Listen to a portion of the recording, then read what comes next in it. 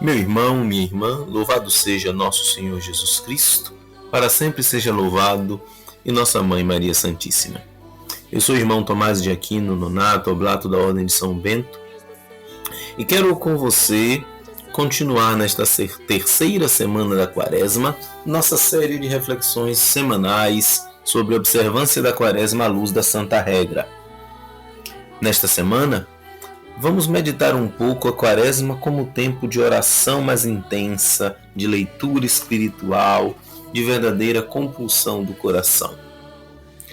Na regra dos mosteiros, nosso Pai São Bento assim nos diz: se bem que a vida do monge deva ser em todo o tempo uma observância da Quaresma, como porém esta força é de poucos, por isso aconselhamos os monges a guardarem com toda a pureza sua vida nesses dias de Quaresma e também a apagarem nesses santos dias todas as negligências dos outros tempos.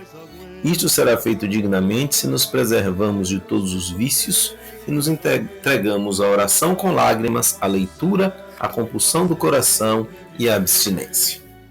Este será o nosso tema de hoje: a oração com lágrimas, a leitura espiritual, a compulsão do coração, a abstinência. O capítulo 49 da Santa Regra, escrito para os monges, como dizemos desde o início dessas nossas reflexões, ele é aplicável a todo cristão. E São Bento hoje nos convida a lançar o olhar sobre o nosso coração, a nossa atitude espiritual em relação à Quaresma. Por antiquíssima tradição da Igreja, a Quaresma se funda em 4 grandes pilares espirituais, 4 grandes práticas, 4 grandes observâncias que encontram sua origem no próprio Senhor e que sustentam a ascese quaresmal. São eles a oração, o jejum, a abstinência e a esmola. Todo tempo é tempo de oração. Sempre é tempo de oração. A oração é um dever direito do cristão. Um dever porque todo cristão deve a Deus, por causa da virtude da justiça, a prática da virtude da religião. Bom, o que é isso? A justiça consiste em dar ao outro aquilo que é de direito. Então, eu vivo a justiça na medida em que eu não leso o direito dos outros, em que eu respeito o direito alheio, em que eu garanto que cada um tenha exatamente aquilo que lhe é de direito. Esta é a virtude da justiça de um ponto de vista humano.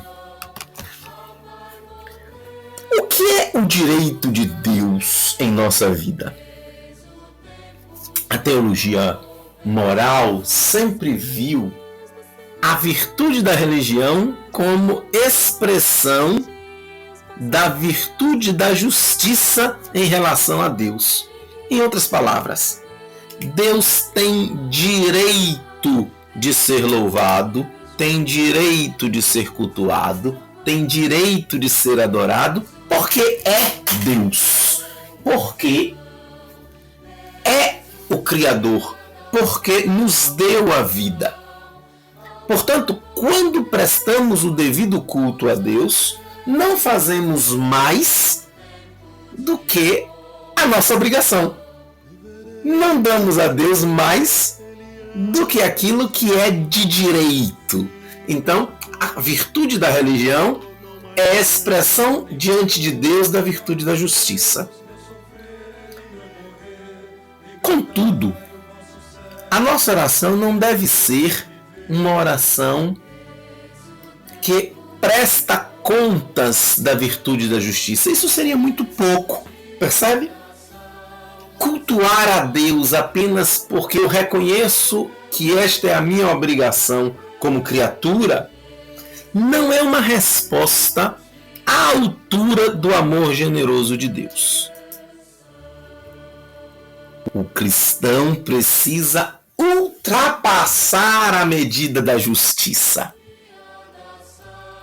Jesus fala disso quando se refere à justiça dos escribas e dos fariseus, dizendo que a nossa justiça, a justiça do cristão, deveria ser diferente, que nós deveríamos ter uma justiça que ultrapassasse a mesquinhez da justiça dos escribas e dos fariseus de seu tempo.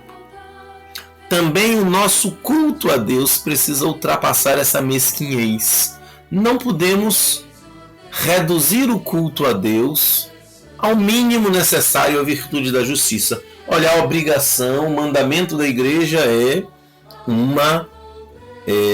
comungar ao menos uma vez por ano. Então eu comungo ao menos uma vez por ano. A lei da igreja é participar ao menos da missa aos domingos. Então eu vou à missa aos domingos e pronto, dei conta da minha obrigação. Bom, aqui não temos propriamente então uma relação de amor. Nós somos convidados por Jesus a ter com Ele uma relação de amor. E o amor é gratuito. São Bento nos chama a atenção, portanto, que na Quaresma precisamos nos entregar à oração com lágrimas e à compulsão do coração. Aqui, o que São Bento está dizendo é que a qualidade da nossa oração precisa mudar. Que cada um de nós precisa investir na Quaresma em uma oração mais qualificada, em uma experiência de oração mais profunda. É preciso, porém, também ter cuidado para não confundir a oração com lágrimas, a compulsão do coração, também chamada na teologia mística de o dom das lágrimas. Não se pode confundir isso com uma mera sentimentalidade, um certo libertar do sentimentalismo mais superficial e julgar que isto seja a realização do dom das lágrimas. Compulsão do coração, oração com lágrimas, é menos um movimento do sentimento e mais uma moção do Espírito Santo. Então aqui eu quero chamar a atenção para dois exageros que podem prejudicar uma verdadeira imersão em uma oração mais profunda. De um lado é um certo intelectualismo, ou que dá certa aridez na oração e que transforma a oração em um exercício meramente mental, intelectual, que já não fala ao coração.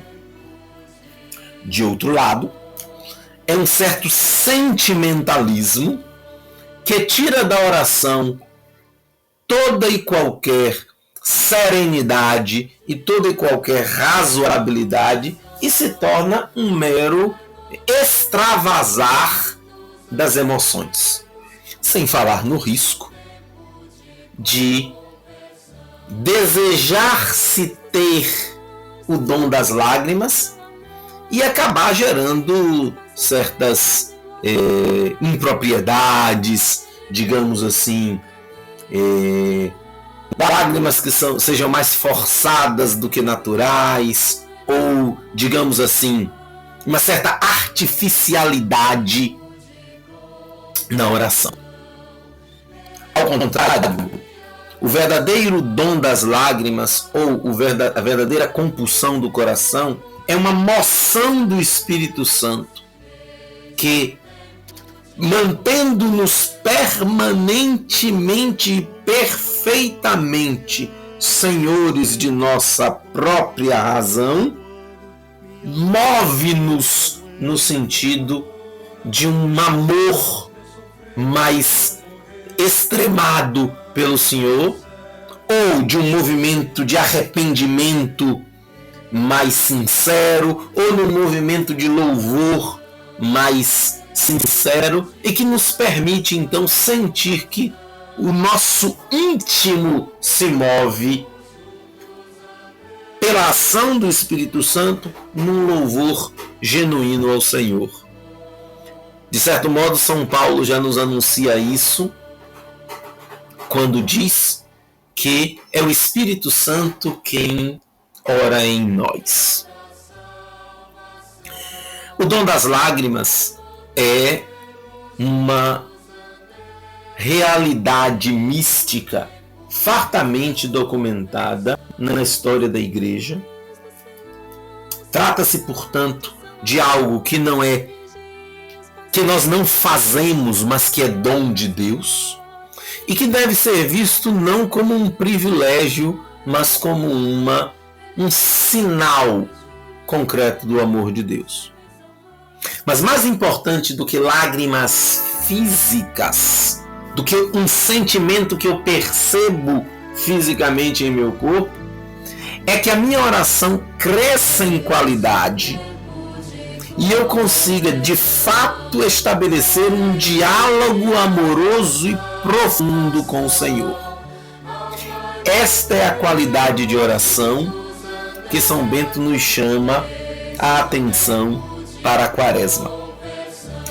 Oração com lágrimas, compulsão do coração, deve ser vista aqui menos como a emoção ou a lágrima como fenômeno físico do corpo, mas mais como o investimento do cristão em uma experiência de oração profunda, sincera, íntima, que mobilize a sua realidade mais visceral, apresentando ao Senhor tudo aquilo que é, tudo aquilo que faz, toda a sua existência. Nesse sentido, meu irmão, nesta Quaresma, façamos um exame da nossa consciência. Como tem sido a qualidade da minha oração? Eu tenho rezado de forma mecânica, apenas recitando fórmulas, sem que isso me diga nada? Tenho dedicado um tempo mínimo à oração, sem me reservar verdadeira condição para uma oração profunda, sincera? Tenho me afastado das distrações para ter uma oração, um instante de oração precioso com o Senhor? Tenho querido o tempo de oração? Ou tenho tratado a oração como uma obrigação que eu tenho que me livrar?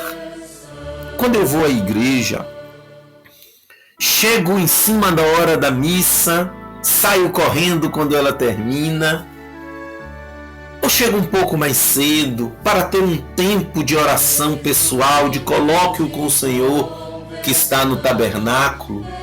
Permaneço um pouco de tempo depois da missa em oração para ter este tempo de diálogo amoroso com o Senhor? Participo na minha comunidade dos encontros de oração, das adorações ao Santíssimo Sacramento, isto é, busco um tempo de intimidade com o Senhor? Reservo no meu dia em minha casa um tempo para, na tranquilidade do meu quarto, do meu escritório, poder me entregar à oração com o Senhor, poder dialogar intimamente com o Senhor? Este é um exame de consciência que cada um de nós deve fazer para aumentar a quantidade, mas principalmente a qualidade da sua oração durante a Quaresma. Que o Senhor nos conceda neste tempo quaresmal a graça de uma maior intimidade com Ele pela oração.